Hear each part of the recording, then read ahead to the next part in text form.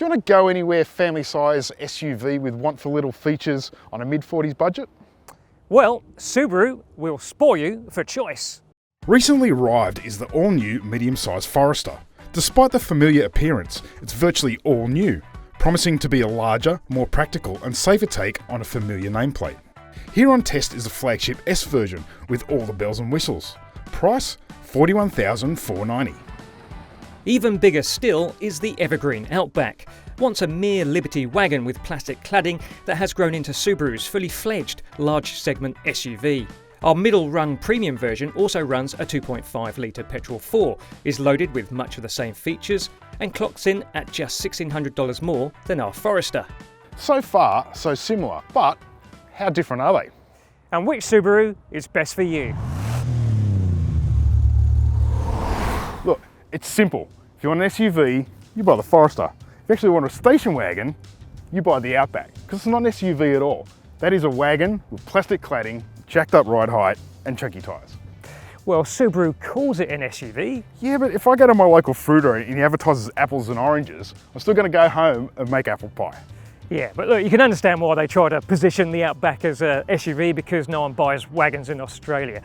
But the saying goes is that country dwellers go for an Outback typically, and that city slickers go for the Forester because it's smaller, easier to park, etc, etc. Well, yeah. Well, there's your answer then, isn't it? So, video done. Let's go have lunch. Easy, I'm hungry. Yeah. When this 5th generation Outback arrived back in 2015, it was noticeably larger than its little brother, the Forester. But 2019's all-new Forester remake has added length, width and wheelbase to close the size gap to its ageing sibling. Know what? Now they're parked up side by side, I reckon there's not much between them size-wise. I mean, the Outback's got longer overhangs front and rear, but everything in the middle, pretty similar. Yeah, and I think it's really the taller roofline of the Forester that makes it look shorter than what it actually is in reality. Yeah. Outbacks, I always thought they looked great. That's a great green. Love that green. That is a really good green. Now, if we were to be literal about paint jobs, the Forester should probably be in this green. Yeah. And the Outback, maybe what, a reddish brown? Brown? Still, I reckon it'll look better than the Forester, because the Forester's just narrow-hipped and tall and boxy, and it's like Noddy's about to drive it to Toy Town or something. I don't mind it, but not so much big ears, but big glass, that tall windows that you get around the car, and that's a real trademark of the Forester. So how has Forester's growth spurt affected space inside? Turns out, quite a bit. Auto tailgate. Nice. Good start. Yeah, look, the wheel housings, you know, they stick in a little bit, but that's still a decent width. Okay, what's under the floor? Surprise. Oh, full-size spare. Full-size spare, nice. And look at this, release levers. 60-40 Easy. split. Yeah, I like that. Now look, what you do expect from SUVs, they do tend to have a little bit of extra height over your typical passenger car. That's a big space. That's not bad. All right, let's check out the Outback. Okay, the Outback. Nice deep boot. Yeah, I like that. The width kind of looks similar. But look at the apertures. There's quite an angle on the Outbacks there, where the Forester is much more upright. So you probably are losing a little bit of cargo room, only a few litres or whatever. Yeah. What's under the floor? Oh, another full-size spare. Full-size spare, nice. Release levers. 60-40 split again, and again a very flat cargo floor. That's a big space. That is a huge boot, but I don't think there's anything you could fit in the Outback you couldn't fit in the Forester. Yeah, I agree. Yeah. It's very close. Pretty comparable, I reckon. Oh, auto tailgate as well. Excellent. At your own time, Outback. Forester's update has added 78 litres of space, leaving the deficit to the Outback at just 14 litres. Drop the seats and the Outback still holds an advantage, but it's a slim victory at that, with only 33 litres over the Forester. So the Forester has a lot of glass. It's always been a bit of a Forester hallmark, and you've got this huge sort of, panoramic or semi-ramic kind of a roof. Yeah, it's not quite full length, is it? But it does let a lot of Lets a lot of light in. So very light and airy in here. Now, I reckon this is a lot more contemporary looking cabin than the Outback. So you've got some interesting textures here. This is quite techy, this texture here. It's more angular and it's more fussy, and there's a lot more. There's Yeah. a lot going on. It's busy. Yeah, slightly busy, maybe too many textures, but you know, look, Subaru are trying to do something a bit more interesting visually with their cabins, and I think that should be applauded. Just not sure about some of the fit and finish. There's a couple of wobbly bits here which you just didn't get in the Outback. Absolutely solid. What do you think? Oh, there's a lot of displays, isn't there? Look, you've got, you know, your instruments here with a little center digital display. You've got your infotainment display, and then you've got another display. You got more displays than the Starship Enterprise, this thing. And there are an awful lot of buttons. I mean, look at the steering wheel. There are have to be about 47 buttons there. Yeah, you definitely don't want to be learning these when you're actually driving it along, but you know, but that's good. Look, I think it's good ergonomics because you do have a lot of controls on your steering wheel, so you haven't got to start reaching for all different buttons over here. And also good on ergonomics, the angled window switches. I really like that. But what about space back in the rear? Well, for a start, knee room wise, it's a lot roomier in here than I was really expecting. I kind of thought Forester, short cabin, but tons of knee room. You do get a nice low window line here, so your 5-year-old can see the world zipping by.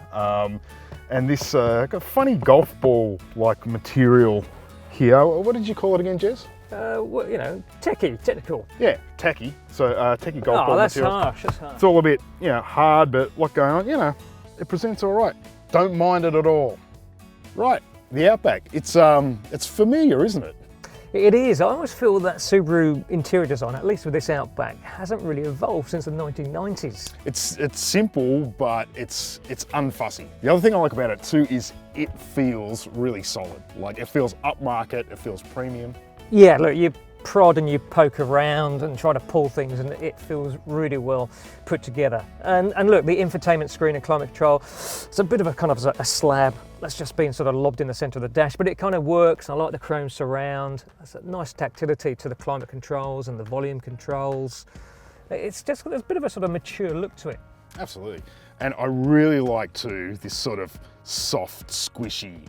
It's super solid except for everywhere where you touch it. Yeah, it's nice. There's soft materials and all the key touch points. Well, I get a nice sunroof up front here, but nice. How are you looked after in the back? Well, there's oodles of room. It's got like a really long cabin and heaps of knee room. It's amazing. Like it's got that good wagon packaging, you know. So plenty of elbow room. We've got a nice cup holders there.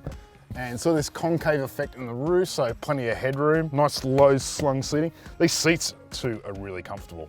Hey, look it. Yeah, and again, what you're saying, it just feels upmarket, it feels solid, feels mature, and gotta say, big fan. Right, well it's time to hit the road. The Outback sits on proprietary architecture and is powered by an older version of the FB25 engine.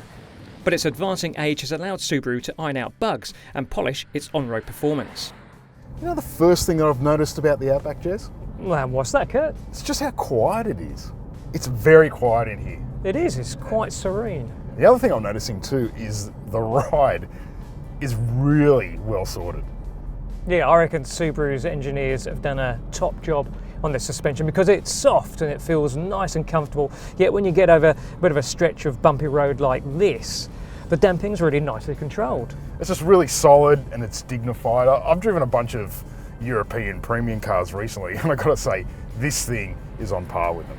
How's that powertrain? Well, I'm only on a bit of light throttle at the moment, but let me give it a bit of stick. No, be still my beating heart. Well, yeah, look, it's not exactly exhilarating acceleration, but the engine still, remains fairly quiet, polite. Yeah, it's not bad. But you wouldn't take a drag racing on a Wednesday night or anything. No, but the problem is you've got an engine that's not particularly torquey in the first place, and then it's teamed with a CVT transmission, which, as you know, not my favourite. They're not particularly responsive, but look, I do have an S mode here, so we can press that. Apparently that's going to sharpen things up. Yeah, a little bit better, but it's still kind of sluggish though. I think though, in a nutshell, it really does everything that you want for just that mature, dignified ride. It's typical of a vehicle that's towards the end of its life cycle because they've just ironed out all the bugs and all the gremlins. I have. Look, it feels a very mature driving experience. I wouldn't mind my driving seat being a bit lower, to be even more car-like, but it's still not perched up like some of these SUVs can be. So I'm going to be interested to see what the Forester's like. Absolutely.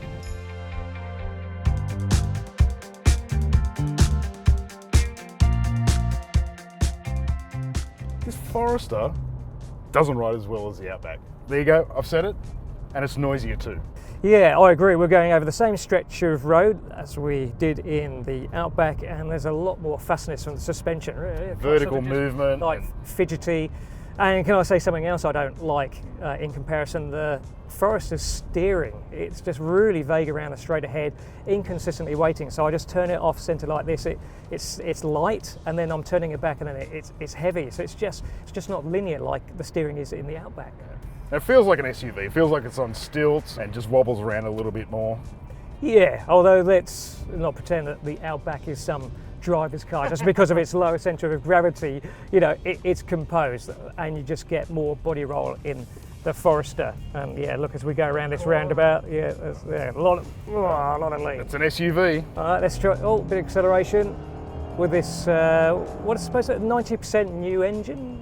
Yeah, well, from where I'm sitting, it feels about 90% exactly the same as the old engine. Yeah, look, the throttle response is actually a little bit more urgent, but I'm not sure if that works in the Forester's favour, because I don't know, it just feels a bit towy at times, where I quite liked the progression of the acceleration in the Outback. It doesn't have that mid-range turbo torque either. Well, why did they drop the turbo engine for? I don't know, but I do know it's a travesty, because you know that is a good engine, and I also reckon they should bring back the GT badge. Now, both the Outback and the Forester have eyesight smarts, which is really cool. Lots of active safety. This has an additional driver monitoring system. Oh, does that tell me how good a driver I am? Which pains me, because it is always, the way I drive, it's always beeping at me or chiming or something, or trying to correct my bad habits. Oh, well, I was supposed to have lane departure, which didn't work there. Supposed to. Oh, there we go. It worked that time. Apparently this car can tell if you've got your eyes off the road. Oh, right, well, let's try that. Let's imagine I've got a bit of a stiff neck, and it's really the most comfortable to drive along like this. I've still got my eyes on the road though. Oh, there we go. There it is. Keep eyes on the road. Yeah. Thank you, Nanny. Thank you, Nanny. For me, from the passenger seat, I much prefer the Outback. It's just nicer, quieter, more dignified. Yeah, I agree. Same feeling from the driver's seat. But how about we hit some dirt? Because both these cars are designed to do that kind of thing. Let's do it. Unsurprisingly, little separates this all-wheel drive pair's off-roading prowess. Each gets active torque vectoring and X-mode off-road traction smarts, though the Forester does get a 2-mode tuning to tailor to different surfaces. Only 7mm separates their ground clearance, and both sit on 225mm road-oriented rubber. I think we've discovered today that for all practical family-friendly purposes, whether or not you're talking pace, space, or even safety, there's not a lot splits these two. True. But there is one twist. Oh, what's that? Servicing costs. All of the Subarus built off the new platform only require servicing once a year. All the older stuff like the Outback requires servicing every 6 months. So under $500 a year to service, almost $1,000 a year to service. So which one would you choose? Well, look, it is a bit of a hassle to have to go to your dealership twice for servicing, and an extra $500, not ideal. But, you know, for me, the ownership experience is about the whole experience. It's not just running costs, it's living with the car. What enjoyment and satisfaction does it give you? And for me, the Outback is the more polished performer. I agree. It's just that little bit better, but in a whole lot of areas. If you want to find out more about these two Subarus, check out our full review at caradvice.com.